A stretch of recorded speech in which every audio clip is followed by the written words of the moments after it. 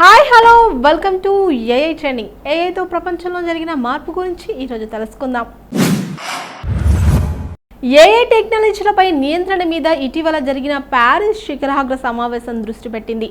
అభిప్రాయం కృత్రిమ మీద అభివృద్ధి వడివడిగా సాగుతుంది. 2-3 క్రితం మొదలైన చాట్ జీపీటీ వంటి లార్జ్ లాంగ్వేజ్ మోడళ్లకు డీప్ సీక్ రూపంలో చైనా కంపెనీ సవాల్ విసిరింది. ఇదే సమయంలో ఏఐ టెక్నాలజీలపై నియంత్రణ ఎలా అన్న చర్చ కూడా జోరుగా సాగుతుంది.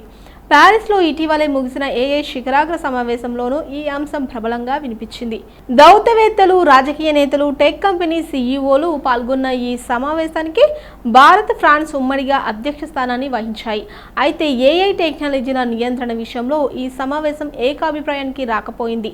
సరికదా, అమెరికా అధ్యక్షుడికి డొనాల్డ్ ట్రంప్ ఎంపికైన తర్వాత మారిన రాజకీయ పరిస్థితులకు అద్దం పట్టేలా బోల్డని విభేదాలు బయటపడ్డాయి. ప్రభావరీత్యా చూస్తే గతంలో మనం సాధించిన టెక్నాలజీ గణతల కంటే ఏఐ భిన్నమైనది. అందుకే ప్రధాని మోదీ ఏఐ నియంత్రణకు అంతర్జాతీయ స్థాయిలో సమష్టి ప్రయత్నం జరగాలని, ప్రమాణాల నిర్ధారణతో పాటు మానవీయ విలువల పతనం జరగకుండా ప్రమాదాలను నివారించేలా, నమ్మకం పెంచేలా చూడాలని పిలుపునిచ్చారు. పొంచి ఉన్న ప్రమాదాలు ఈ సమష్టి బాధ్యత కార్యాచరణలో తొలి అడుగుగా ఈ సమావేశం ఇంక్లూజివ్ అండ్ సస్టైనబుల్ ఏఐ అనే దౌత్యపరమైన ప్రకటనను చేర్చింది. అయితే ఏఐ రంగంలో అగ్రగాములుగా ఉన్న 2 దేశాలు యుఎస్, యూకే ఈ డిక్లరేషన్పై సంతకాలను నిరాకరించాయి.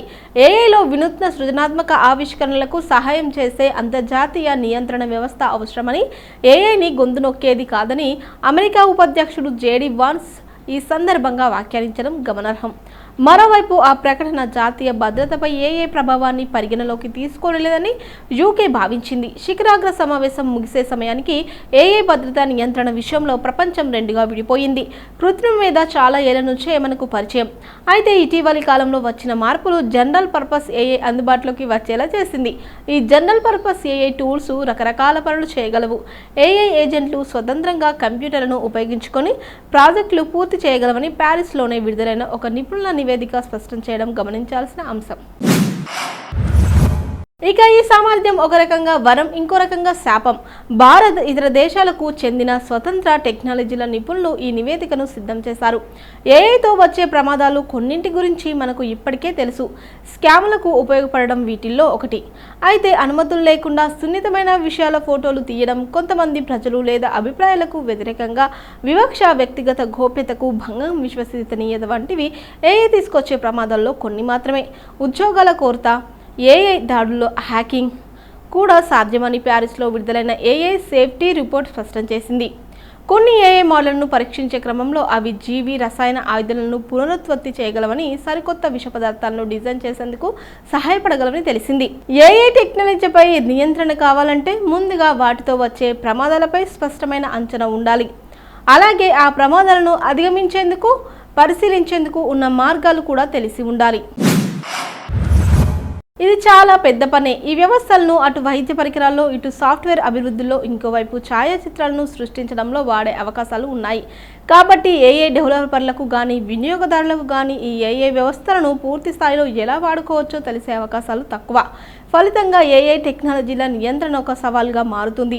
జనరల్ పర్పస్ ఏఐలో మార్పులు ఊహించలేనంత వేగంగా జరిగిపోతున్న నేపథ్యంలో విధాన రూపకర్తలు, నియంత్రణ చేసేవారికి కూడా ఏఐ ప్రమాదాలకు సంబంధించిన సాక్ష్యాలు వెతుక్కోవడం కష్టమవుతుందని ఏఐ సేఫ్టీ రిపోర్ట్ తెలిపింది.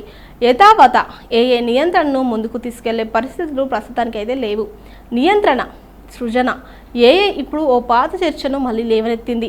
సృజన నియంత్రణలో ఏది అవసరమన్న చర్చపై ప్యారిస్ సమావేశంలో అమెరికా తన వైఖరిని స్పష్టం చేసింది. సృజనను అడ్డుకుంటుందంటే ఏ టెక్నాలజీ నియంత్రణను తాము అనుమతించబోమని తెలిపింది. ఏఐ విషయంలో పోటీ పడుతున్న టెక్ కంపెనీల వైఖరి కూడా ఇదే. భారత్ కూడా చిన్న మార్పుతో విషయాన్ని అంగీకరించింది. ప్రధాని మోదీ పాలన అంటే కేవలం ప్రమాదాలను మేనేజ్ చేయడం కాదు, సృజనాత్మకతను ప్రోత్సహించడం, దాన్ని విస్తృత ప్రయోజనాల కోసం ఉపయోగించడం అని అనడంలో ఈ తేడా స్పష్టమవుతుంది. ట్రంప్ అధ్యక్షతన మళ్ళీ శిలాజ ఇంధనాల వైపు మళ్ళీ ఆలోచన చేస్తున్న అమెరికా ప్యారిస్ సమావేశం సిద్ధం చేసిన సస్టైనబిలిటీ స్టేట్మెంట్పై సంతకం చేయలేదు. ఎందుకంటే ఏఐ అభివృద్ధికి చాలా విద్యుత్ అవసరమవుతుంది. ఏఐ వ్యవస్థలను పెద్ద స్థాయిలో ఉపయోగించడం మొదలు పెడితే శిలాజ ఇంధనాలకు దూరంగా వెళ్లేందుకు ప్రపంచ దేశాలు చేస్తున్న ప్రయత్నాలకు గడ్డిపడినట్లే. వాతావరణ మార్పులకు ఏఐకి మధ్య సంబంధం ఏమిటంటే ఇదేనని చెప్పాలి. టెక్నాలజీకి నియంత్రణకు మధ్య ఉన్న సంబంధం కూడా చాలా పాతదే. గతంలో చాలా టెక్నాలజీల విషయంలో నియంత్రణ అవసరమైంది. స్టెమ్ సెల్ పరిశోధన, క్లోనింగ్, జీనో ట్రాన్స్ప్లాంటేషన్, జంతు అవయవాలను మనుషులకు అమర్చడం, ఇంటర్నెట్, సోషల్ మీడియా వంటి అనేక టెక్నాలజీలకు నియంత్రణ అవసరమైంది. అయితే ఏఐ వీటన్నిటికంటే భిన్నమైంది. ఇది ఒక టెక్నాలజీ కాదు, వేరువేరు టెక్నాలజీలు, అప్లికేషన్ల సమ్మేళనం.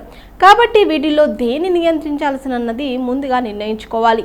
రెండో కీలకమైన ప్రశ్న ఎవరిని నియంత్రించాలన్నది కాదు, టెక్నాలజీని అభివృద్ధి చేసే సంస్థన, టెక్నాలజీ సహాయంతో అప్లికేషన్ అభివృద్ధి చేసేవారినా, వాటిని వాడేవారినా, ఇవన్నీ అస్పష్టమైన అంశాలు. ఇంటర్నెట్ ఆధారిత కంటెంట్కి సంబంధించి ప్రస్తుతం ఎదుర్కొంటున్న ప్రశ్నలే ఏఐ విషయంలోనూ వస్తున్నాయి. 3 సూత్రాలు. 1942లో ప్రసిద్ధ సైన్స్ ఫిక్షన్ రచయిత ఐజాక్ అసిమోవ్ రోబోటిక్స్కు సంబంధించిన 3 సూత్రాలను ప్రతిపాదించారు. మనిషిని రోబో గాయపరచకూడదు అన్నది తొలి సూత్రం. మనిషి ఇచ్చే ఆదేశాలను పాటించాల్సిందిగా రోబోలకు చెప్తూనే తొలి సూత్రానికి విరుద్ధంగా ఉండే ఆదేశాలను పాటించవద్దని రెండో సూత్రం స్పష్టం చేసింది.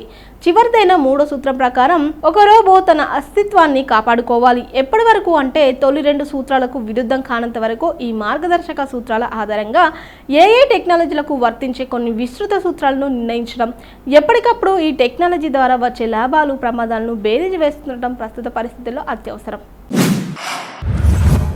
బయోఆసియా 2025 సదస్సులో AIG hospital chairman doctor K Nageshwar Reddy పేగు క్యాన్సర్ల నిర్ధారణకు ఏఐజీలో జిఐ జీనియస్ ఏఐ సాంకేతికతను వినియోగిస్తున్నట్లు వెల్లడి. వైద్య రంగంలో కృత్రిమేధ వాడకంపై చర్చా కార్యక్రమంలో ప్రసంగం. ఏఐ వల్ల వ్యాధి నిర్ధారణలో ఖచ్చితత్వంతో పాటు ఖర్చు, సమయం ఆదా అవుతుందన్న వక్తలు. అయితే ఆరోగ్య రంగంలో కృత్రిమ మేధ ఏఐ ద్వారా అందరికీ సమాన రీతిలో చికిత్స అందించే అవకాశం రావాలన్నది నా కల. రోగి పల్లెల్లో ఉన్నాడా లేక పట్టణంలో ఉన్నాడా, ధనిక పేద తారతమ్యం లేకుండా వైద్యం అందాలి. ఆసుపత్రుల్లో ఇతర సౌకర్యాలు అందుబాటులో ఉన్నాయా లేదా అన్నది కూడా అడ్డంకి కాకూడదు. ఈ కళ త్వరలోనే తీరుతుందని ఆశిస్తున్నా అని ఏఐజీ ఆసుపత్రుల chairman doctor K Nageshwar Reddy చెప్పారు.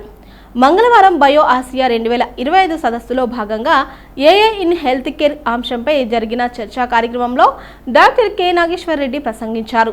ఈ సందర్భంగా ఏఐజీ ఆసుపత్రిలో వాడుతున్న ఏఐ టెక్నాలజీ గురించి వివరించారు.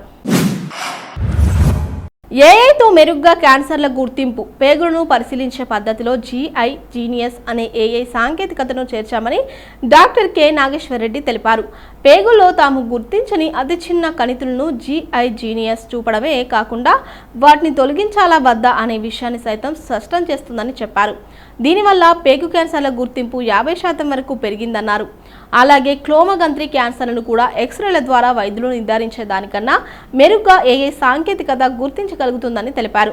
అందుకే ఏఐజీ ఆసుపత్రిలోని అన్ని ఆపరేషన్ థియేటర్లను ఏఐ సాంకేతికతతో అనుసంధానించామని, దీనివల్ల ప్రమాదకర పరిస్థితులను నివారించే వీలు ఏర్పడుతుందని డాక్టర్ కె నాగేశ్వర్ రెడ్డి వివరించారు. ఆసుపత్రిలోని రోగుల వివరాలను నిశ్చితంగా పరిశీలిస్తూ వారికి గుండెపోటు వంటివి వచ్చే అవకాశాలను కొన్ని సందర్భాల్లో గంటల ముందుగానే గుర్తించి కాపాడగలుగుతున్నామని ఆయన వివరించారు. దీనివల్ల ఇప్పుడు తమ ఆసుపత్రిలో ఆకస్మిక మరణాలు గణనీయంగా తగ్గాయన్నారు. అలాగే రోగులు చెప్పే విషయాలను వైద్యులు స్వయంగా నమోదు చేయాల్సిన అవసరం లేకుండా వారి మాటలను రికార్డు చేసి వైద్యులకు సరైన రీతిలో అందించేందుకు సైతం తాము ఒక ఏఐ సాఫ్ట్వేర్ను ఉపయోగిస్తున్నట్లు డాక్టర్ కె నాగేశ్వర్ రెడ్డి తెలిపారు. వైద్య రంగంలో ఏఐ పెను విప్లవం. వక్తలు మిగిలిన రంగాల మాదిరిగానే వైద్య రంగంలోనూ కృత్రిమ మేధ పెను విప్లవం సృష్టిస్తుందని బయో ఆసియా 2025 సదస్సులో వైద్య నిపుణులు వెల్లడించారు. వ్యాధి నిర్ధారణతో పాటు చికిత్స, కొత్త మందుల ఆవిష్కరణలను ఏఐ వేగవంతం చేస్తుందన్నారు. వైద్యుల గుర్తించలేని ఎన్నో విషయాలను ఏఐ గుర్తించగలుగుతుందని చెప్పారు. ఏఐ ప్రవేశంతో మందుల తయారీ ఖర్చు, సమయం సగానికి పైగా తగ్గుతుందని వక్తలు ఏకాభిప్రాయం వ్యక్తం చేశారు. Switzerland company in silico medicine director doctor Riccardo Gamina Pacheco మాట్లాడుతూ తాము ఏఐని కొత్త మందుల ఆవిష్కరణకు వాడుతున్నట్లు చెప్పారు. మొత్తం మీద 25 వరకు ఏఐ మోడల్ను ఉపయోగిస్తున్నామన్నారు. ఫైబ్రోసిస్, లంగ్ ఫైబ్రోసిస్ల విషయంలో కొంత పురోగతి సాధించామని, చైనా, అమెరికాలో వాటిపై ప్రయోగాలు నిర్వహిస్తున్నట్లు వివరించారు. ఈ చర్చా కార్యక్రమంలో వైద్య పరికరాల సంస్థ Medtronic chief technology officer Ken Washington, World Economic Forum ఆరోగ్య సంస్థ రంగ విభాగ అధ్యక్షుడు డాక్టర్ షామ్ బిషెన్, యూకేకు చెందిన ఇమేజ్ అనాలిసిస్ గ్రూప్ అధ్యక్షురాలు ఓల్గా కుబాసోవా ఆరోగ్య రంగంలో ఏ పాత్రపై చర్చించారు.